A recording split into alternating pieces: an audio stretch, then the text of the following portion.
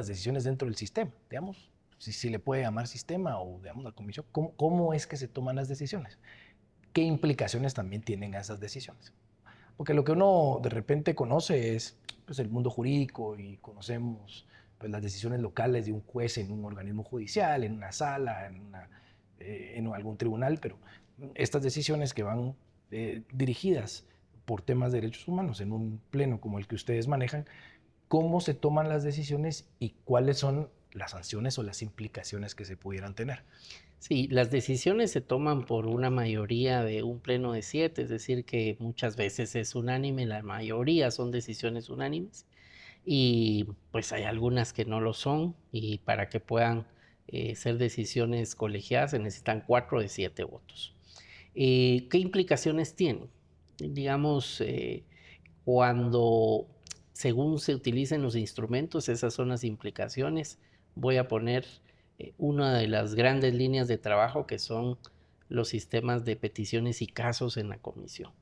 ¿A qué se refiere esto? Si hay una vulneración de derechos humanos, se agotaron todos los recursos internos, pero por alguna razón hubo alguna falla porque no existía una norma, porque no hubo una debida diligencia, porque no se atendió bien y se vulnera ese derecho humano a pesar de que se agotaron todos los recursos formales, de manera subsidiaria y complementaria la comisión conoce no para revertir una decisión local, sino para poder analizar el caso y emitir recomendaciones. Las recomendaciones que emite es para que no vuelva a repetirse la falla. Entonces las recomendaciones pueden ser, si usted no tiene una política pública, sería bueno que avance en ella. Si usted no tiene determinado protocolo, puede avanzar en ella y que haya alguna reparación a la persona víctima de ese caso. Ese es uno. Ya. Pero hay otra labor de decisiones que tiene que ver como informes temáticos para dar grandes lineamientos. Son, digamos, ayudar a los estados que tienen la obligación de respetar a los derechos humanos para que puedan ir fortaleciendo los propios estados de sus obligaciones en derechos Sí, humanos. ahondando en eso, tal vez como que la pregunta continua sería, ¿cuál es el impacto entonces de los Estados miembros? Imagino que puede ser positivo o negativo dependiendo, pero normalmente donde se le puede hacer una recomendación o un llamado de atención, si se puede usar esa palabra, son en los casos donde ustedes consideran que hubo una violación de derechos humanos en algún Estado miembro.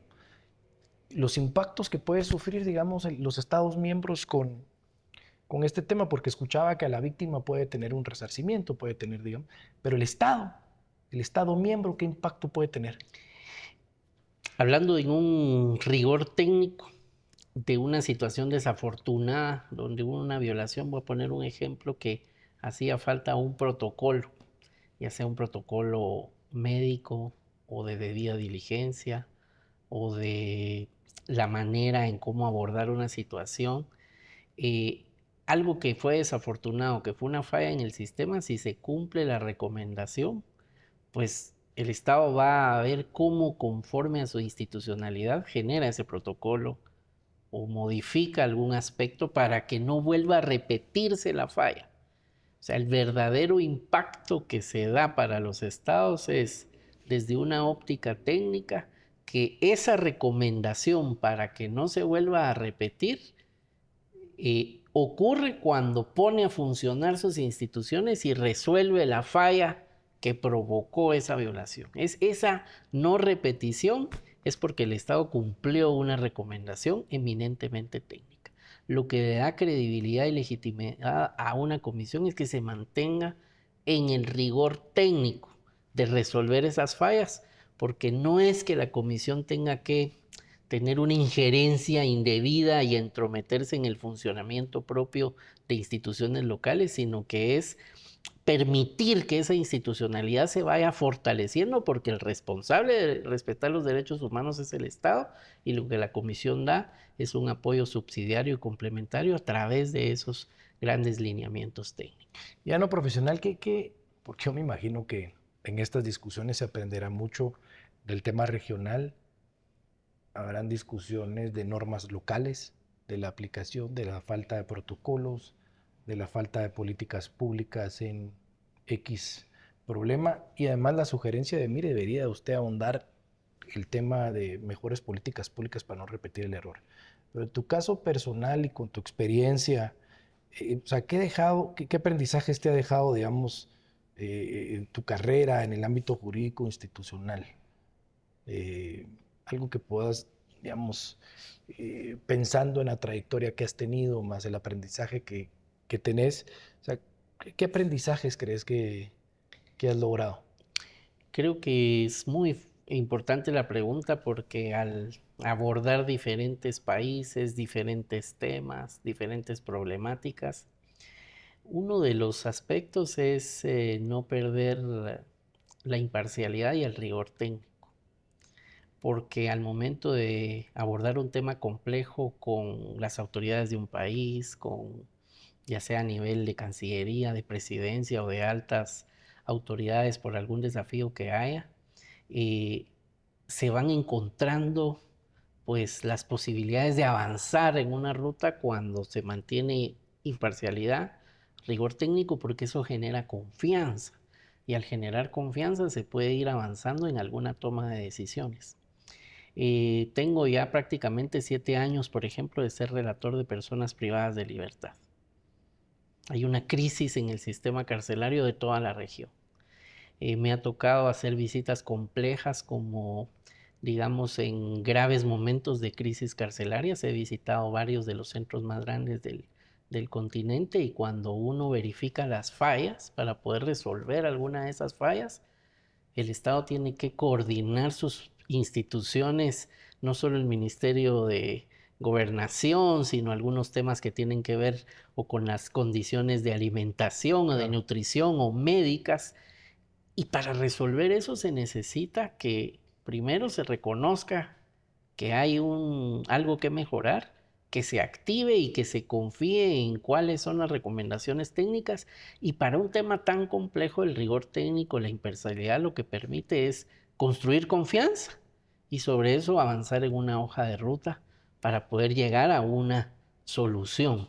Y entonces creo que esa es una de las principales experiencias. En el momento que se pierde el rigor técnico, en el momento que se pierde la imparcialidad, eso conlleva una pérdida de confianza y ahí se puede detener el avance en el sentido correcto de ¿Cuáles las pudieran cosas. ser algunas recomendaciones pensando en el tema de privados de libertad? O sea, me imagino que será fortalecer su sistema penitenciario, que son cosas que pasan también en el país, y no te pido que hables del país, pero seguramente será el trato a quienes están privados de libertad, una buena alimentación, la palabra famosa para aquellos que les gusta el tema de derecho penal, que dice es que debe haber un proceso de, ¿cómo es? De adaptación o de, no sé, es un tema de educación y antes de salir que tengan también la posibilidad de poderse acoplar a una sociedad. ¿Cuáles son, lejos de preguntarte cuáles son los problemas, porque la mayoría ya sabemos son problemas graves en los sistemas penitenciarios latinoamericanos, cuáles son esas recomendaciones que en algún momento de repente ya han dado ustedes? Póngale atención a un tema que está olvidado. Eh, Sí, por ejemplo, hay algunos muy puntuales. La mayor parte del hacinamiento que existe en los centros carcelarios es por personas que no tienen una sentencia condenatoria firme. Es decir, muchos están en una prisión preventiva cumpliendo su condena. que es excesiva. Por ejemplo, esa es una falla regional. ¿Hay mecanismos técnicos? Sí. Debiera ser extraordinaria por situaciones de obstaculización de justicia, es decir, son los aspectos técnicos, pero existen los mecanismos eficientes jurisdiccionales para que no se abuse de la prisión preventiva o existen mecanismos eficientes de revisión de medidas. Es decir, a veces para resolver eso hay que poner en una armonía el funcionamiento correcto del Poder Judicial, los mecanismos administrativos de poder acceder a un recurso efectivo y que eso implique un efecto en la cantidad de personas que están detenidas, por ejemplo, Sí. ese es uno. O algunos mecanismos de revisión cuando se ha cumplido ya con parte de la condena, entonces se requiere alguna reforma legal.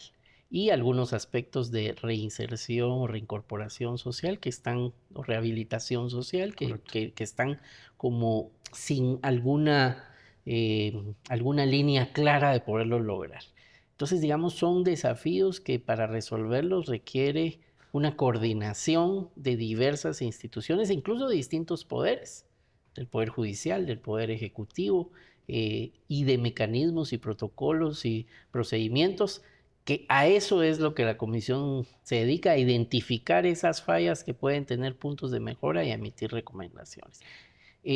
Cuando se dan estos temas, muchas veces hay contextos que pueden generar una politización de un tema y que entre un tema más político que técnico, y entonces cuando entra un tema político y se aleja de lo técnico, eso es parte de lo que puede ir perdiendo confianza o generando que no se encuentren las soluciones. La comisión siempre debe buscar que el rigor técnico prevalezca, la imparcialidad prevalezca y el seguir pues los lineamientos que están bastante claros después de más de 65 años de existencia. Y estamos de vuelta con la tercera temporada del Confesionario con Veneno. No se la pierda, usted sabe que la puede ver en YouTube, la puede ver en Spotify, ahí están todas mis redes sociales. Aquí no viene cualquier persona, pero sobre todo el contenido, el diálogo y la plática tampoco son cualquier cosa. ¿Ok? Lo dejo por ahí, sígame si quiere y si no, no hay ningún problema.